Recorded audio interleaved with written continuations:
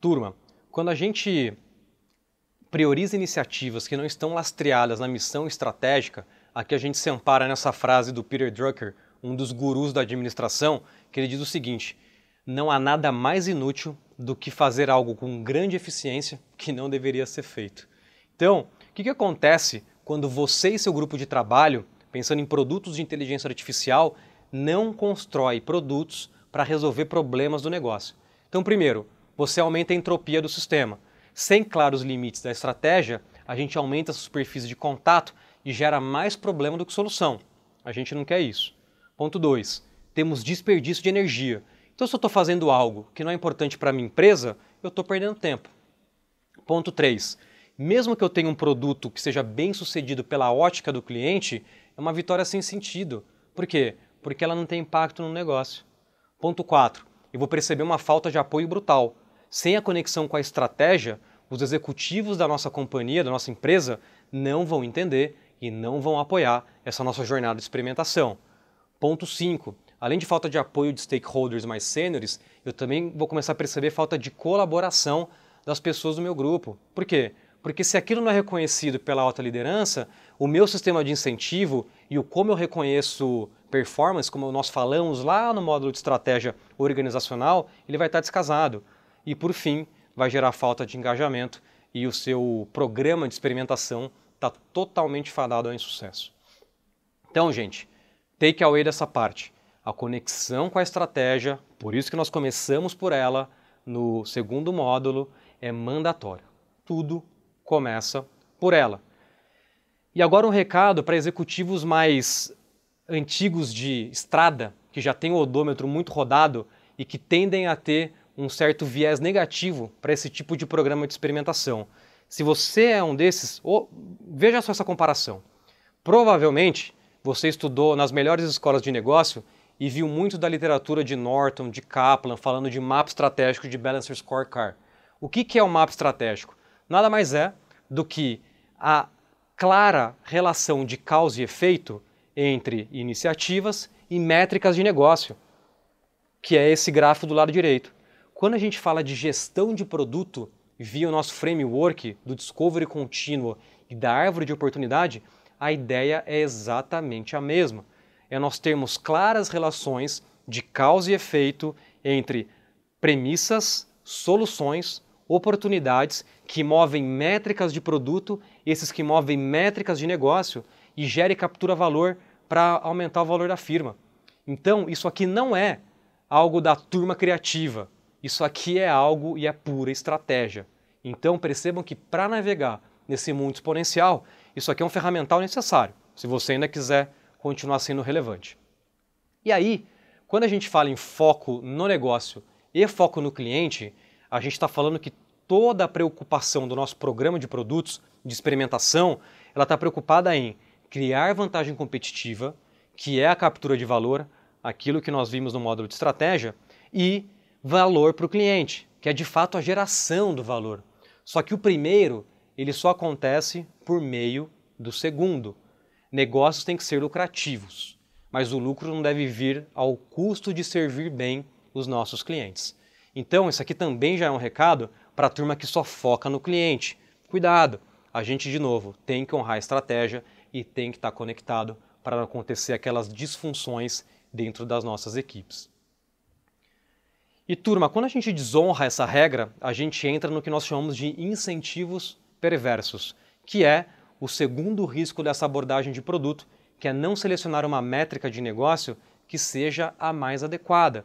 Então, por exemplo, se você entrar num avião de Nova York e for lá para Los Angeles, se esse avião na pista de decolagem tiver um deslocamento de 1,5 graus e seguir uma linha reta, você não para em Los Angeles, você para em São Diego. Então é isso que a gente está falando. As coisas têm que estar alinhadas desde o momento zero do programa. O que são esses incentivos perversos e como que a gente mitiga da melhor maneira possível? Ao invés da gente criar vantagem competitiva por meio do valor ao cliente, os incentivos perversos eles têm um subproduto que é: eu crio vantagem competitiva às custas do meu cliente.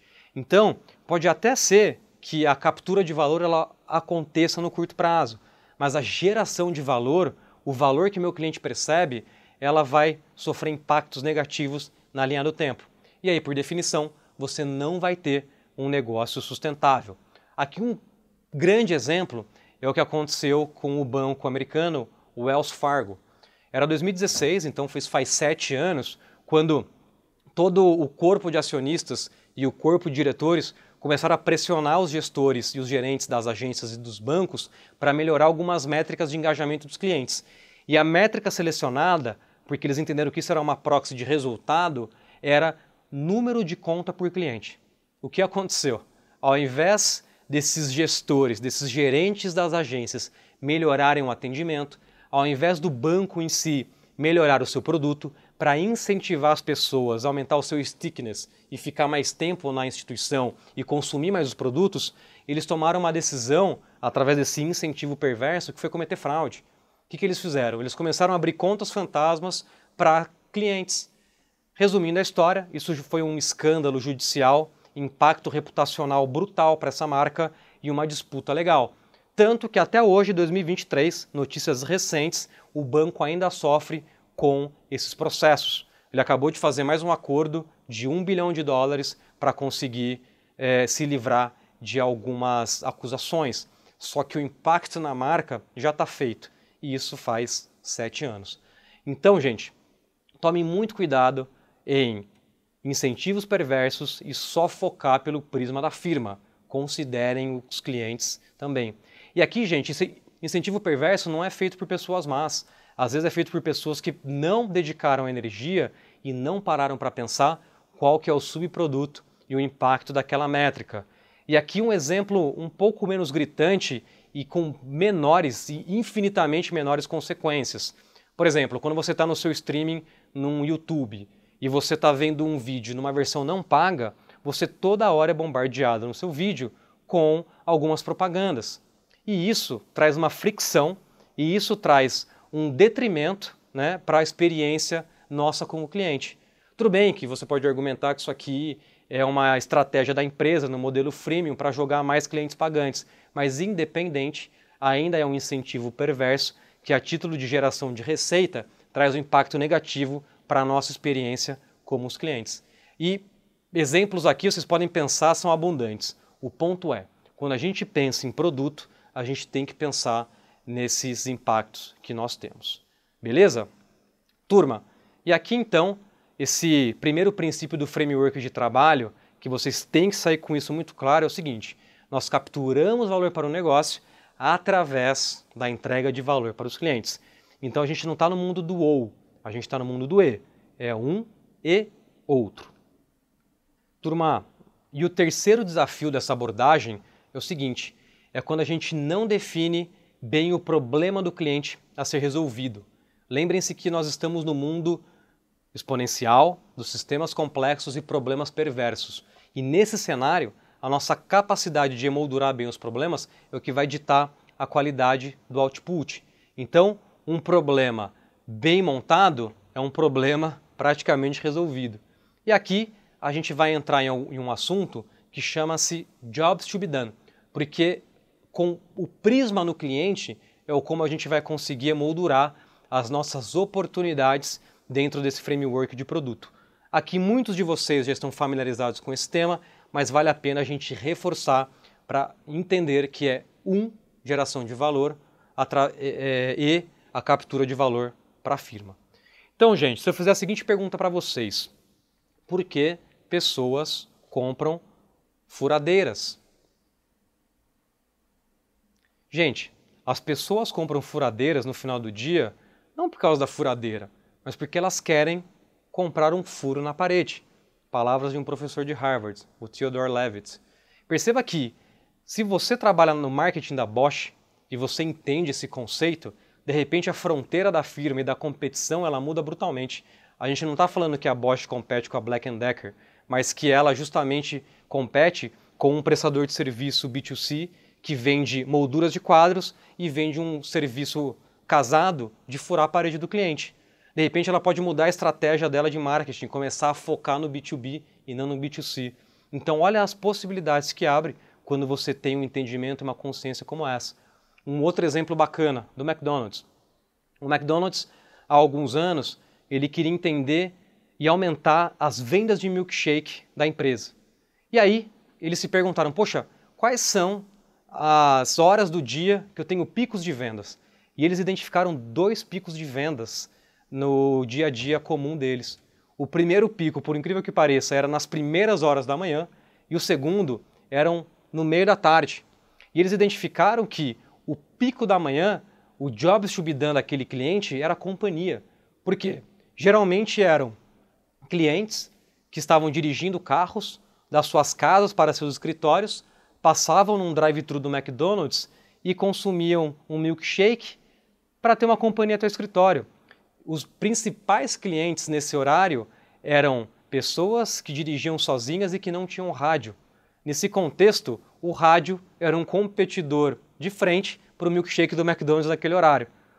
O outro pico de consumo era logo à tarde, e era um Jobs to be done completamente diferente. Eram pais que levavam seus filhos para ter paz em casa.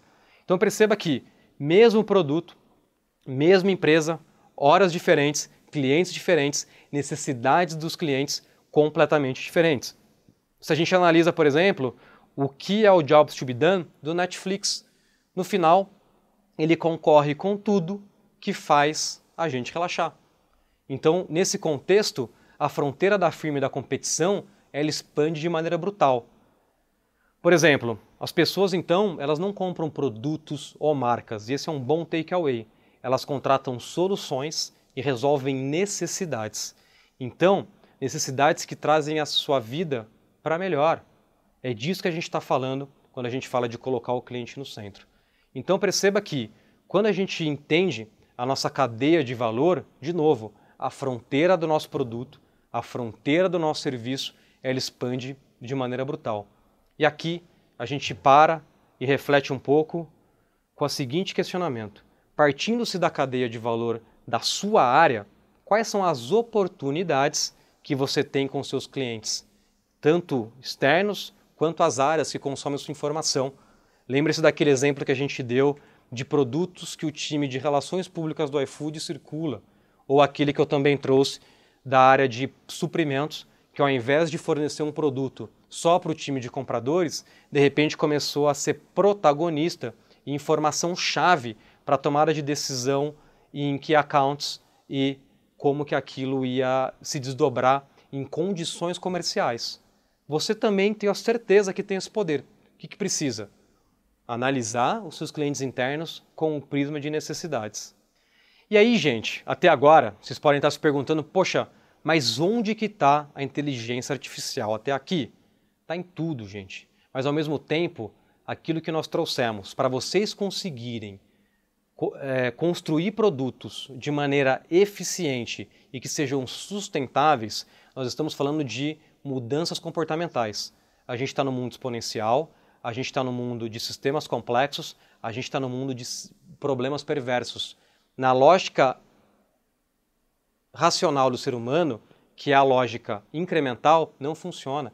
Então, tudo que a gente está falando aqui são informações para abrir a cognição de vocês, para mudar o comportamento de vocês e a gente conseguir ter mais sucesso com os nossos programas. Então, lembre-se, não se deixem levar pelo hypeness de AI. Sim, vai mudar a indústria. Sim, vai mudar o como que nós trabalhamos. Sim, aquelas pessoas que não estão se atualizando vão ficar para trás.